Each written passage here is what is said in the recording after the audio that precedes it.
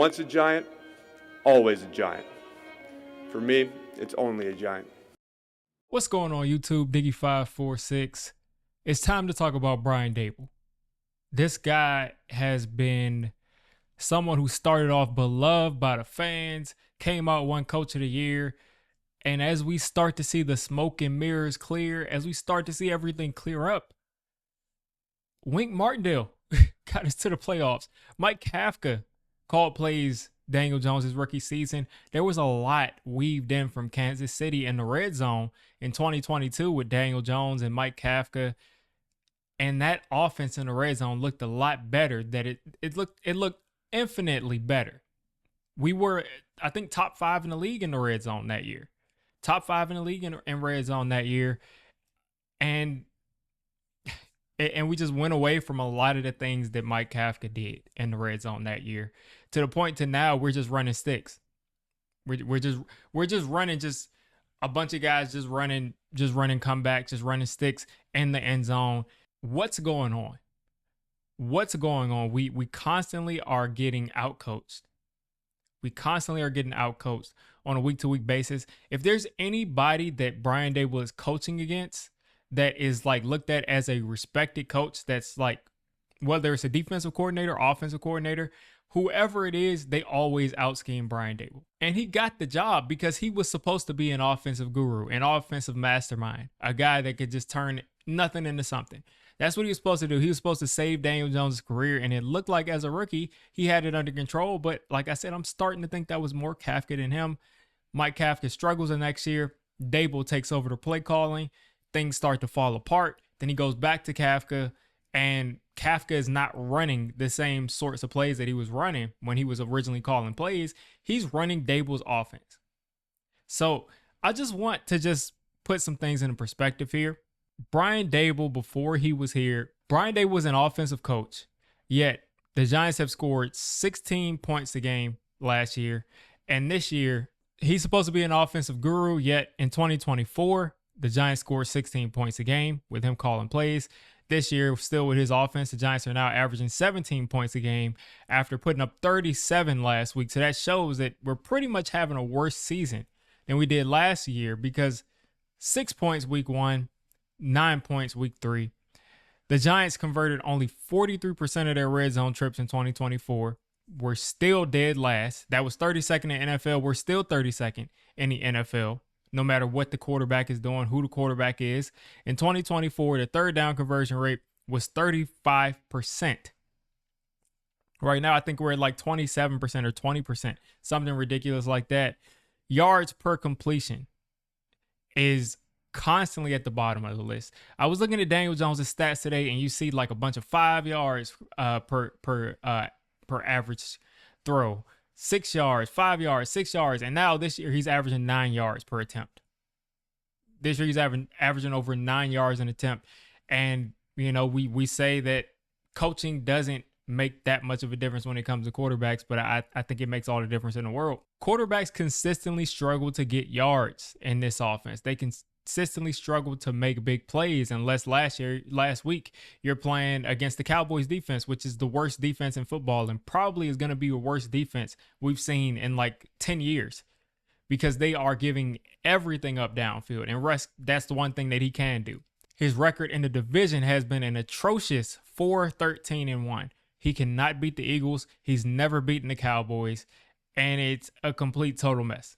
You're not going to do anything significant if you can't beat the Eagles and the Cowboys in the division. I just don't understand it. And then we say, well, he was a great offensive mind before he got here. Was he, though? Was he really an offensive mind, or was he a scam artist? And I'm not going to say the guy's a scam. I'm sure he knows how to coach football, but I think he is a fraud. There's a difference between a scam artist and a fraud. I feel like a scam artist is someone that is deliberately trying to convince people that they know what they're talking about when they know they don't know what they're talking about. But I think Daboll thinks that he is an offensive guru, and I don't think he is. I think he's a solid offensive coach as an offensive coordinator, or maybe he's not, because we have some stats right here. 2009, he was the Cleveland Browns offensive coordinator. The offense was dead last in yards per game. 2010, he was 29th in yards per game as a Cleveland Browns offensive coordinator. Then after having a 32nd and 29th ranked offense, he got another offensive coordinator position. Got this one pretty solid, 20th overall. So, pretty solid. So, still in the bottom half of the league, but, a little bit better than he was before.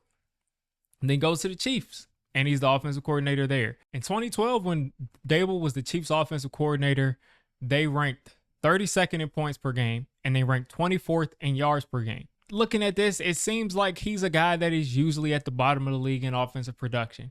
Then he left, went to Alabama for a little while, and, did some great things with Jalen Hurts and Tua in college. And then we come back, and he's the offensive coordinator for the Bills. And this guy has, Josh Allen. He helps develop Josh Allen, which I do give him credit for developing Josh Allen. I think he was instrumental in that. But as far as him calling plays, Bills fans said, we hate to lose Josh Allen's mentor, but at the same time, I hate this dude's play calling. And they said that after Josh Allen put up 1 million points in that AFC Championship game against Patrick Mahomes. And it's like, I'm starting to see what they're talking about. Because it looks like Daboll, after being a bottom of the league offensive coordinator, lucked into finding Josh Allen. And maybe he was just a great fit with his offense, or maybe Josh Allen just carried him. And every time a play broke down and a bad play was called, Josh Allen either ran and took off for 30 yards or threw the ball 1 million yards or made 3 guys miss and threw the ball. Josh Allen is a superstar. He's an alien. And it seems like Josh Allen was the medicine that Brian Daboll needed to finally get that head coaching job. Because since Brian Daboll has been here, again, the Giants have not been a productive offense. 2022, we were decent. We were a decent offense. We were able to run the ball pretty well with Saquon. But overall, that team won a lot of games against some bad teams. And that team won a lot of games because of how good the defense was and how clutch these players were. Daniel Jones and Saquon Barkley were stepping up in the clutch. So is he really an offensive guru, or did he just either find the perfect fit for him in Josh Allen, or was he just bad and Josh Allen carried him? I don't know, but I know when he's not coaching Josh Allen, he's not an offensive guru. Penalties. The penalties since he's been here have been ridiculous. A lack of attention to detail is infuriating. Yesterday, Bobby Okereke came out and tried to scoop up a ball and got it snatched out of his hand. And it's just like, you can tell when a team just lacks fundamentals.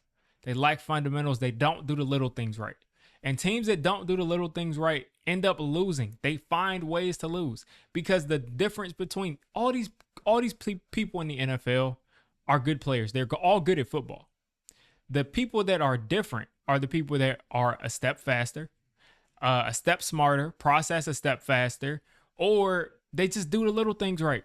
And these other people don't. And that's what happens. All these other teams do the little things right or do the little things wrong less than we do the little things wrong. And it constantly comes back to bite us. Again, the fumble recovery. 2 guys have a shot at it. 2 or 3 times this year, besides Patrick Mahomes, because Mahomes threw it backwards, but another quarterback threw it backwards too. And the ball is just on the ground. And the quarterback threw it backwards or maybe threw it backwards. And no Giants defender is even in the vicinity of picking up the ball. Until yesterday with Dane Belton and Bobby Okereke. But before that, they just looked at it on the ground. And they would just go and, the other team would go and jump on top of the ball to make sure they don't lose it. But we don't even see any sort of rush towards trying to recover a fumble or, a would-be fumble. We don't know. But it's just the little things that are consistently done wrong. 2nd and 17, 2nd and 19, 2nd and 22. Consistently on 2nd and longs, this team tightens up and they break down. They don't execute. They forget how to tackle on 2nd and long. They forget how to tackle on 3rd and long. They're all of the things that you would say are fundamentals just fly out of the window when we need them to happen. And that to me is coaching. Yes, players have to execute. Players, if you're in a situation to make a tackle, you better make that tackle if you're a player. You get paid millions of dollars to do it. But at the same time, if the entire team has issues doing these little things right, you have a coaching issue. Then you have weird decisions. like this whole kicker debacle. Now, Joe Shane is in charge of managing the roster, so I'm not going to get into if they should have kept Graham Gano or not, but it just leaves a bad taste in fans' mouth when you have Graham Gano in the same situation that we were in last year, where all of a sudden he can't kick again, and you don't have a kicker, you don't have anything. So I don't know if that's a Joe Shane issue or a Daboll issue. I mean, it's just a frustrating situation to be in, and it just changes the entirety of the game, and you don't want to be losing games.